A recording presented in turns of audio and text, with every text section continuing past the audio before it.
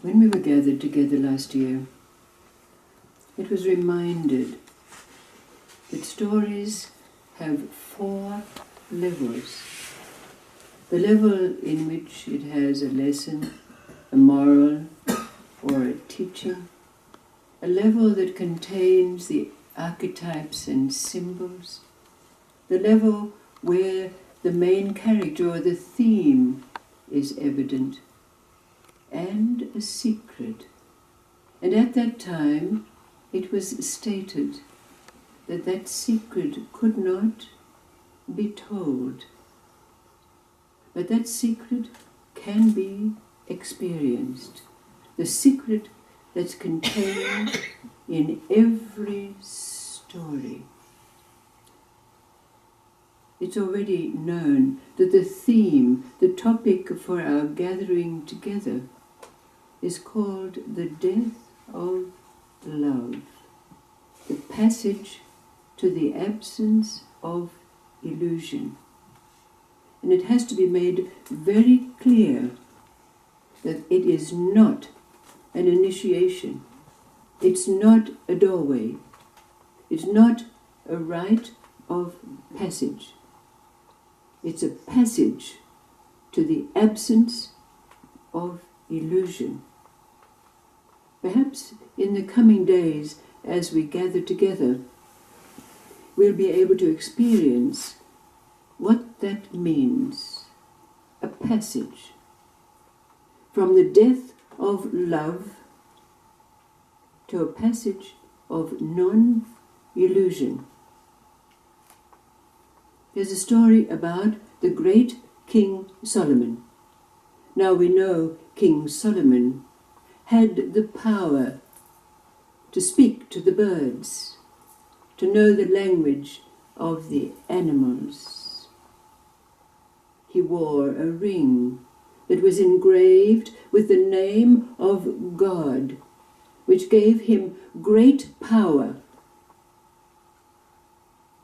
But the story is that King Solomon captured the king of the demons, Asmodai, and put him in chains so that he could not spread his evil. But one day, Solomon called Asmodai up and he said, "I will free you if you will reveal to me a secret." Asmodai said, "What secret is it that you want to know?" And King Solomon said, "I would like to learn the secret of illusion, because many times I am called on to explain the difference between truth and illusion." Asmodai said, "I cannot reveal this truth to you while I'm in chains, and while you wear the ring engraved with God's name." So, recognizing the validity of this, King Solomon had Asmodai released from his chains. And he took off the ring on his finger, and he gave it to the king of the demons. Immediately, Asmodai, the king of the demons, threw the ring through the window, so it flew a great distance and landed in the ocean. And then he took King Solomon from his throne and threw him out of the window. King Solomon flew a great, great distance and landed in a far-off land. When he revived, he was tired and thirsty. But when he found a pond from which to drink, when he saw himself in the pond, he was no longer a king. He was a wretch, a beggar, a hermit. There was no shine to him, no power in him. He staggered into a nearby town, and at first he told people he was a king, and of course they laughed at him. He was a beggar, so he begged. But one day it so happened that the cook of the monarch of that place was in the marketplace, carrying the load of all the goods that he had to use to prepare food for his king. And King Solomon offered to help him to carry his goods. So they became friends, and the cook invited him back to the palace to become his assistant in the kitchen. After some time, King Solomon offered to cook a meal for the king. This the cook allowed. And when King Solomon prepared the food, and it was placed before the monarch of that place, the monarch had never tasted anything so delicious, and he asked, "Who cooked this meal?" And the cook had to admit that it was his assistant in the kitchen. And after that time, the monarch of that place demanded that only King Solomon prepare his meals. But because of his position now as head cook in the palace, he had occasion to meet the daughter of the monarch of that kingdom. When they met, it was instant love,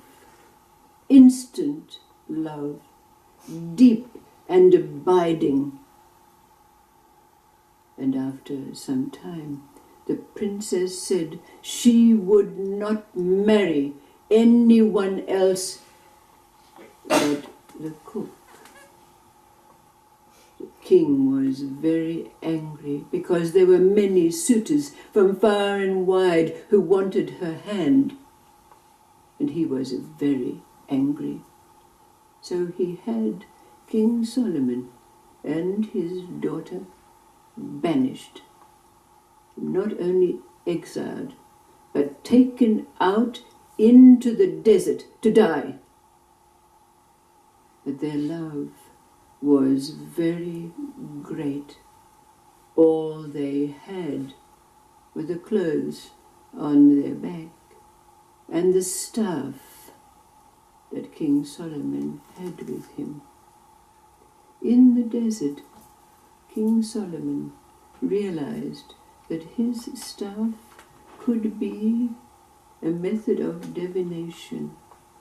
So, taking his staff, he found water, and there they started to create a little oasis. He grew vegetables, the water was flowing. They were very, very happy. They had 3 children, 2 boys and a girl. And after a time, King Solomon forgot that he was a king. They lived so happily together. But then, one day, King Solomon looked out at the vast sandy desert, and in the distance saw a great wave approaching. He grabbed his children to his heart, and as the wave engulfed them, he saw his beloved wife, the love of his life, carried away. He tried desperately to hold on to his children, but they too were washed away in the great, great wave.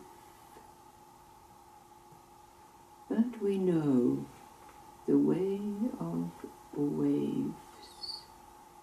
That wave was finding its way to the ocean, and before long, King Solomon found himself in the great depths of the great, great ocean. The ocean took him, as is the way of oceans. The tides carried him to a distant shore. There he was able to build himself a boat and cast himself out in the ocean to try to find his way back to his kingdom.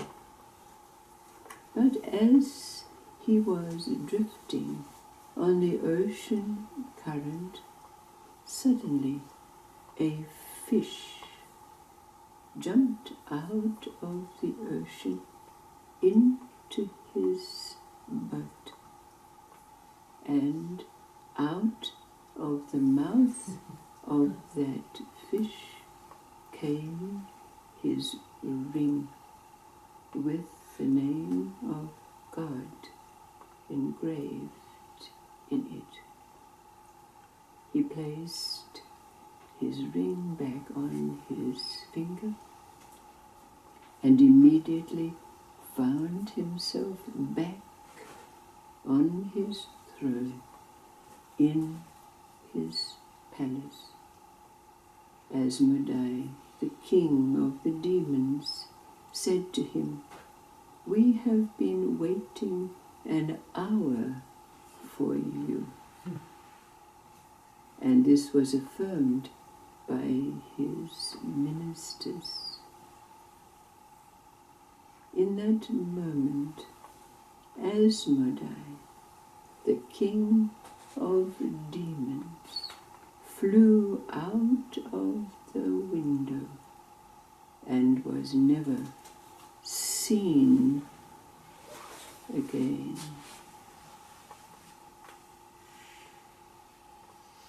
The way of stories. This begins our week together with the possibility that together we can follow the passage to the absence of illusion. There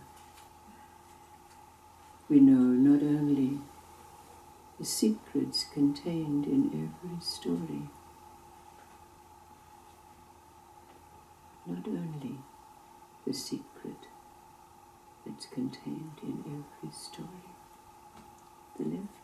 The rest is left for our experience, but this is absolute. But first, the death